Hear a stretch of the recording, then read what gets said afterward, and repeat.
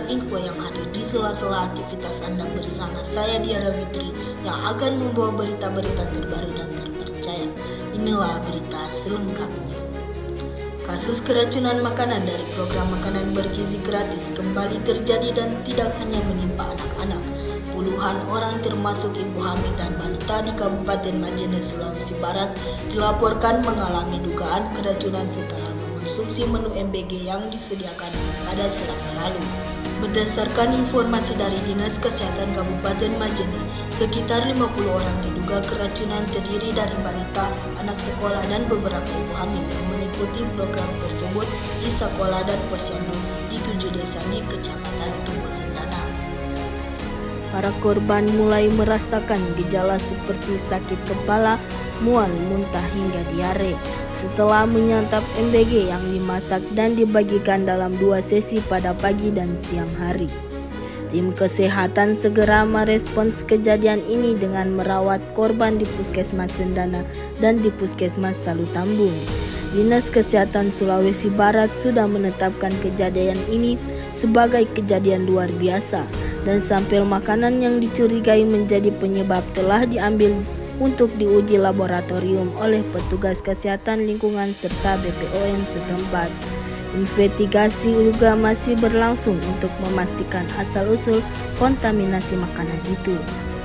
Nur Syamsi Rahim ini mengungkap bahwa para korban ini mulai merasakan gejala keracunan pada saat malam hari sekitar pukul 20.30 WITA. Para warga ini mengeluhkan sakit kepala, demam, mual, muntah hingga diare. Berdasarkan dari data tim medis, mayoritas korban adalah anak-anak berusia 2 hingga 10 tahun. Meski juga ada kabar berita mengenai ada beberapa ibu hamil di dalamnya. Dan sebanyak 40 orang mendapatkan perawatan dari fasilitas kesehatan, 38 orang saat ini dikabarkan dirawat di Puskesmas Sendana 2 dan 2 orang di Puskesmas Salutambung. Di dalam hal ini di Puskesmas Salutambung dan 9 orang lainnya menjalani perawatan di rumah, 1 orang telah dinyatakan sembuh. Dinas Kesehatan P2KB Provinsi Sulawesi Barat bersama Dinas Kesehatan Kabupaten Majene dan juga tim Puskesmas ini telah melakukan penanganan medis serta investigasi epidemiologi. Petugas juga telah melakukan pengambilan sampel untuk lantas diuji ke laboratorium. Selain itu juga telah memberikan edukasi kepada masyarakat dan penyedia MBG yakni SPPG agar pengelolaan makanan selanjutnya dilakukan sesuai dengan standar operasional prosedur atau SOP.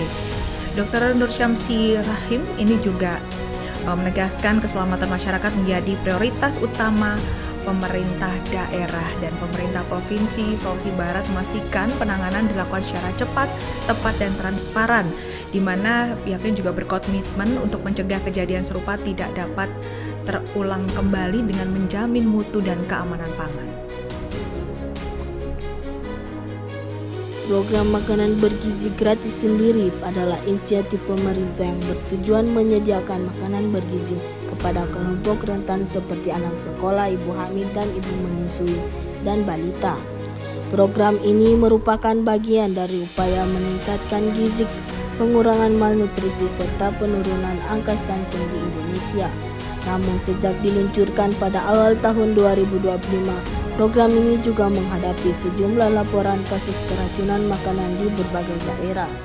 Ketidakpatuhan terhadap standar higiene makanan dan distribusi dalam jumlah besar sering disebut sebagai salah satu tantangan terbesar dalam menjamin keamanan pangan MBG. Kasus-kasus semacam ini menimbulkan kekhawatiran di masyarakat karena ibu hamil merupakan salah satu kelompok rentan terhadap keracunan makanan. Menurut Organisasi Kesehatan Internasional Match of Disease, perubahan dalam sistem kekebalan tubuh selama kehamilan membuat ibu hamil lebih rentan terhadap infeksi dari makanan yang terkontaminasi yang berpotensi terdampak serius baik bagi ibu maupun janin. Pihak berwenang baik dari Dinas Kesehatan daerah maupun pemerintah pusat masih mengevaluasi sistem pengolahan dan standar keamanan pangan program MBG agar insiden serupa tidak terulang pada masa mendatang. Saya Diara Fitri pamit undur diri. Selamat melanjutkan aktivitas Anda dan sampai jumpa di berita berikutnya.